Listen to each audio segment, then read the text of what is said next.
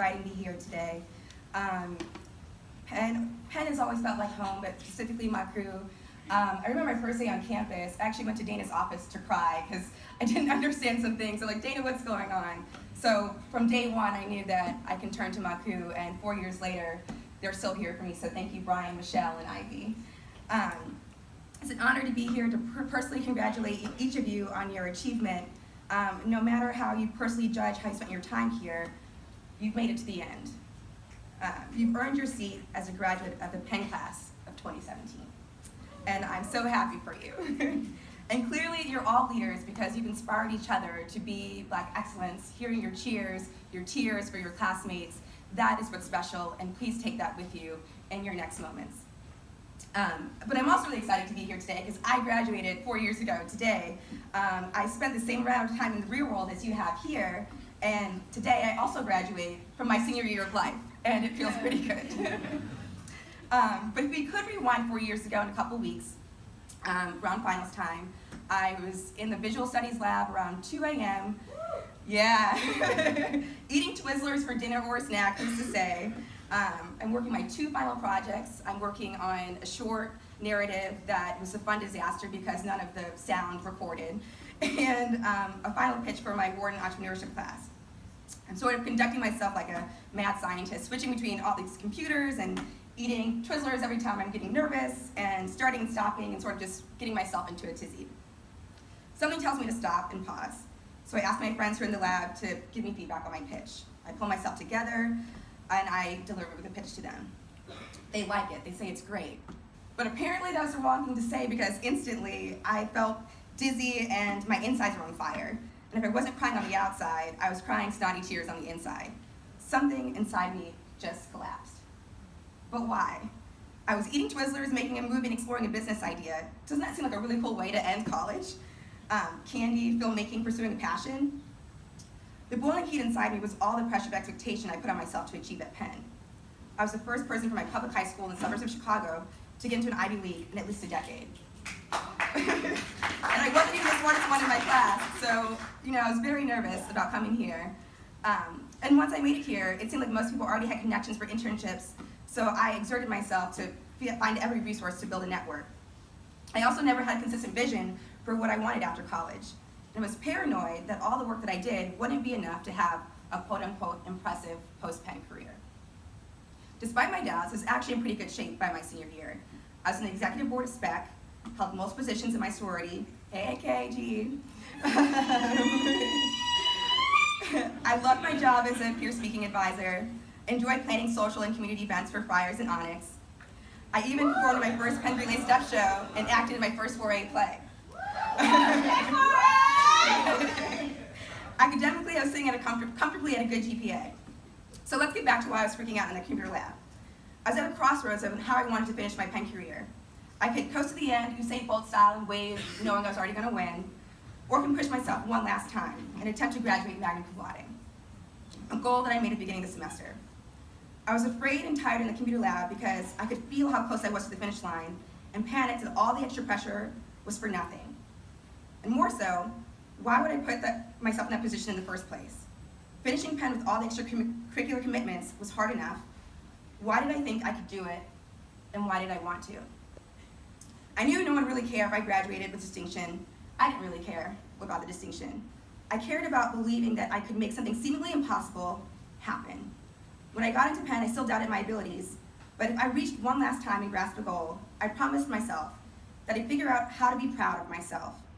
I'd have to learn how to evaluate my success and not demean it because I think others can do better. I stopped working that night because clearly I had enough. But before I went to sleep, I remembered this challenge is not about what if I don't make it, but what if I do? After all the uncertainty and anxiety, my curiosity helped me earn the elusive 4.0 Dean's List and magna cum laude distinction. When the grades came in, I saw each A come in. I was relieved and astonished. Yes. I willed a crazy thought into reality, and I thanked myself for trying. I share this story with you because I've done a lot of hard, risky things since graduating, and I only had the courage to do it because I had done it here before. I learned that when I have the choice to take the comfortable route or the uncertain, impossible route, I'm excited about the challenging way, even if it comes with more tears. So I think this is my long way of saying why I had the guts to move to New Orleans, a city I'd never visited before, and why I keep working on my business despite promises of funding that didn't go through, a period of unemployment, and doing everything alone. Usually, graduation remarks are filled with wisdom from those who've already accomplished so much. I tell you to dream big, don't be afraid to fail, listen to yourself.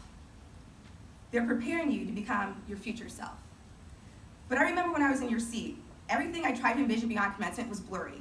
The harder I squinted, the less I could see. I couldn't see my future self. I didn't know then, but I can see it now. I needed reassurance that graduating from Penn was enough, and I had time to figure out the rest.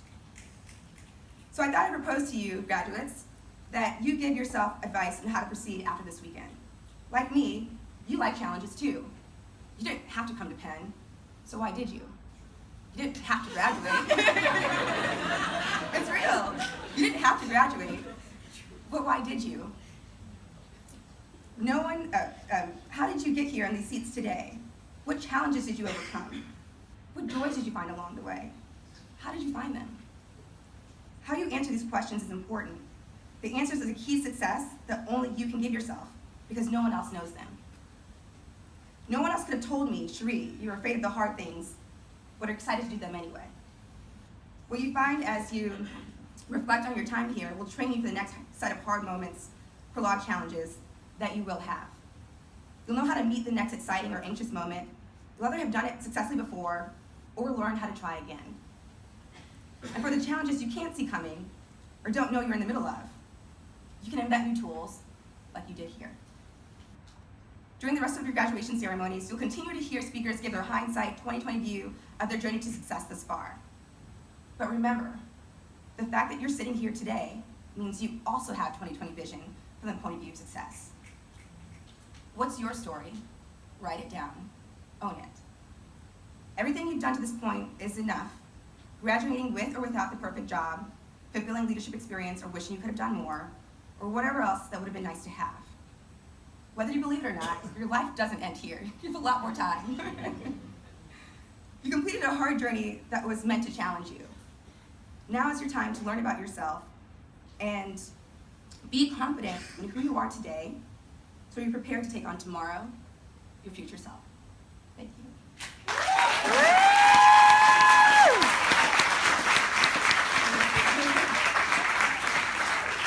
And I have a surprise for you all. Oprah style. Each one of you get a Maku pillow.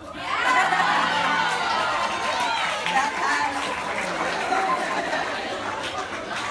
has Strive to Thrive on the back. And so remember, it's not just about getting through. Like, you guys are great and will continue to be. And so, yeah, you'll get each one of these for the graduates.